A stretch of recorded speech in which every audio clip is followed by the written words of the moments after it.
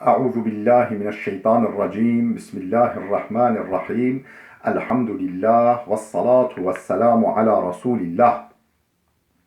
Değerli arkadaşlar, Muhammed Ali Es-Sabuni'nin Et-Tefsirul Vâzihul Muyesser adlı eserinden Fatiha suresi ve Amme cüz'i kısmının 66. dersini yapmak üzere birlikteyiz. Geçen dersimizde Nasr suresinin tefsirini okuyorduk. Videomuz uzamıştı. Yarıda kesmek zorunda kalmıştık.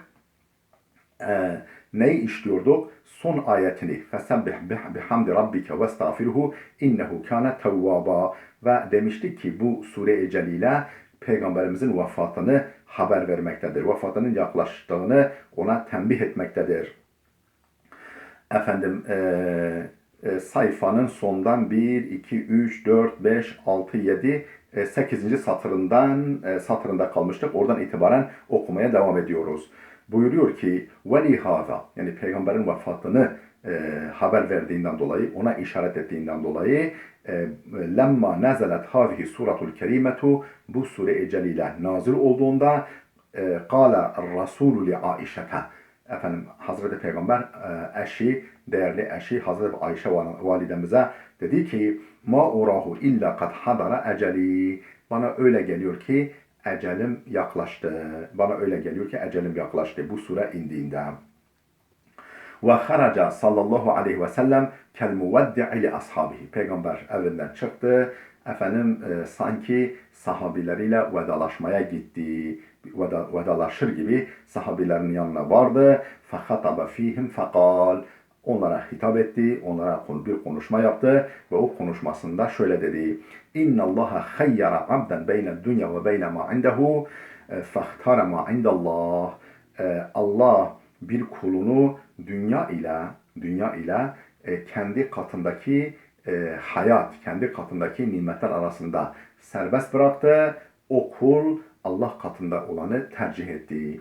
Allah bir kulunu, kendisine kastediyor bir kulunu dünya hayatıyla kendi katındaki bir hayat arasında serbest bıraktı. Fahtara ma indallah o Allah katında olanı tercih etti.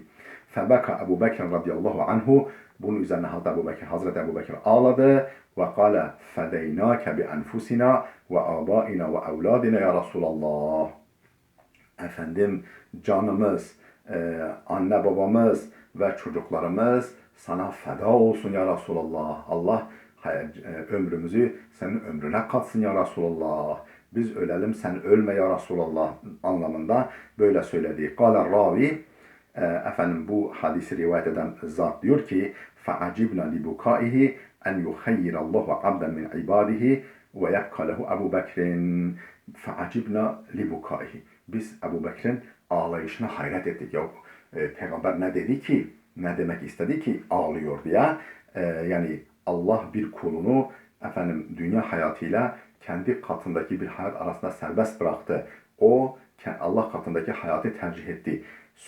Sözünden dolayı Hazreti Ebu Bekir'in ağlayışına hayret ettik. Bir anlam veremedik. Ve yubki lehu Ebu Bekir'in daha doğrusu ve yebka lehu Ebu Bekir'in Ebu Bekir niçin bundan dolayı ağladı? Fekâne Resulullahi huvel muhayyar ve kâne Ebu Bekir'in a'lemena.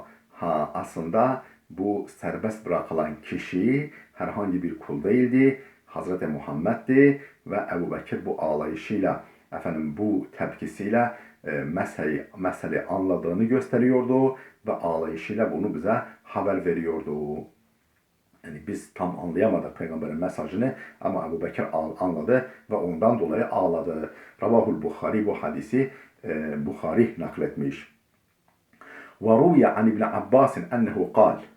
İbn Abbas'tan nakledildiğine göre şöyle dedi İbn Abbas: "Kana Umaru yudkhiluni ma'a eşyahi Bedrin ve kana şabben sagire sinni." Hazreti Ömer halifeli zamanında beni Bedir Savaşı'na katılmış yaşlı sahabilerle beraber meclisine dahil ediyordu. Danışma meclisine alıyordu beni de. Ben ve kâne şabben sagîre sinni ben yaşı küçük bir delikanlıydım. Yaşı küçük bir gençtim, delikanlıydım. Fekeenne ba'dahum vecede fi nefsihi. Sanki o yaşlı sahabelerden bir kısmı böyle içinden yani bir şeyler hissetti. Yani bu çocuktur. Onun yaşında çocuklarımız var. Bunun aramızda ne işi var? Böyle hisseder gibi oldular. Sanki öyle bir şey hissettiler. Fekala biri dedi ki lime tudhilu ma'ana hâzâ. Bunu aramıza niye katıyorsun? Ve lena ebnâun misluhu. Onun gibi çocuklarımız var. Onun gibi çocuklarımız var. Onu niye aramızda katıyorsun meclisine? Fekale lehum Ömer. Hazreti Ömer onlara dedi ki innehu min haythu alimtum. O efendim bildiğiniz bir konumdadır. Bilmeniz gereken bir konumdadır. Onun yeri farklıdır. Onun ilmi, yaşı küçük ama ilmi büyüktür demeye getirdi. فَدَعَانِ ذَاتَ يَوْمٍ فَاَدْخَلَنِي مَعَهُمْ. Bir gün beni çağırdı. Yine onlarla beraber meclisine aldı. Beni sanayacak. Yani benim durumumu onlara, yani bu meclise, bu danışma meclisine layık olduğumu onlara göstermek isteyecekti. فَقَالَ لَهُمْ عُمَرُ. Hazreti Ömer onlara sordu, dedi ki مَا تَقُولُونَ فِي قَوْلِ اللّٰهِ تَعَالَى اِذَا جَاءَ نَصْرُ اللّٰهِ وَالْفَتْحِ. Yüce Allah'ın اِذَا جَاءَ نَصْرُ اللّٰهِ وَالْفَتْحِ diye başlayan sure hakkında ne düşünüyorsunuz? Allah'ın bu kelamı hakkında ne düşünüyorsunuz? فَقَالَ بَعْضُهُمْ. Onlardan bazıları şöyle dediler. اُمِرْنَا اَنْ نَحْمَدَ اللّٰهَ وَنَسْتَغْفِرَهُ اِذَا نَصَرَنَ اللّٰهُ وَفَتَحَ عَلَيْنَا الْمَدَائِنَ وَالْقُصُورِ. Dediler ki bazıları emarana en nahmadallaha ve nestağfirehu. Allah'a hamd etmemiz ve ondan af dilememizi emrediyor bu sure. Ne zaman? İza nasaranallahu. Allah bize yardımda bulunduğunda, zafer nasip ettiğinde ve fetaha aleynel medaine vel kusur. Şehirler, beldeler, saraylar bize fethettiğinde, bize bunların fethini bize nasip ettiğinde ona hamd etmemizi ve bağışlama dilememizi emrediyor. Surenin mesajı budur dediler. Ve sekete ba'duhum. Bazıları ise sustular. Felem yakul şeyen. Hiçbir şey demediler. Fekale li. Bana döndü dedi ki Hazreti Ömer. Ekezalike tequlu ya İbn Abbas. Ya İbn Abbas, sen de böyle mi diyorsun? Sen de bu fikirde misin? Fakultu la ya emirel müminin. Dedim ki hayır ey müminlerin emiri. Kale fema tequlu. O zaman dedi ki ya sen ne düşünüyorsun? Kultu huve ecelu Rasulillah. Dedim ki bu Hazreti Peygamber'in ecelidir. Onun ecelini ey işaretun ila intihai umrihi. Onun ömrünün noktalanacağına işarettir. A'lemehu lehu. Bunu ona bildiriyor. Yani Peygamberin ecelinin yaklaştığını ona bildiriyor. Kâlâ. Hazreti Ömer dedi ki daha doğrusu Allah şöyle buyurdu. İzâ câ'a nasrullahi vel fethu. Allah'ın o büyük yardımı, o zaferi geldiğinde ve fetih geldiğinde, gerçekleştiğinde ve zâlike alâmetu ecelike. Bu senin ecelinin, yani ölüm anının alametidir, işaretidir. فَسَبِّحْ بِحَمْدِ رَبِّكَ وَاسْتَغْفِرْهُ. Sen de Rabbini hamd ede tenzih et, tesbih et ve ondan af dile. فَقَالَ عُمَرُ. Hazreti Ömer dedi ki bu cevap üzerine مَا أَعْلَمُ مِنْهَا إِلَّا مَا تَقُولُ. Ben de bu sure hakkında ancak senin bildiğini biliyorum. Ben de aynen senin gibi düşünüyorum. Ravahul Bukhari. Bu hadisi İmam Bukhari nakletmiş. Ve kâlet Aişetu. Hazreti Ayşe demiştir ki kâne sallallahu aleyhi ve selleme yukfiru en yakule fi ruku'ihi ve sucudihi. Yani o günden itibaren Hazreti Peygamber sallallahu aleyhi ve sellem rukuunda ve secdesinde, namazda ruku'a giderken ve secdeye giderken şu ifadeyi bolca söylerdi. Bu sözü çokça söylerdi. Subhanekallahumma ve bihamdik. Allahümme gfirli. Yani Subhaneke Allahümme ve bihamdik. Ya Rabbi seni hamd ede tenzih ediyorum. Ya Rabbi Allah'ım beni bağışla. Yeteavvelul Kur'an'a. Kur'an'ın bu mesajını, bu emrini bu şekilde fiili olarak gerçekleştiriyordu. Fiili olarak bunun gereğini yerine getiriyordu. Ravahul Bukhari.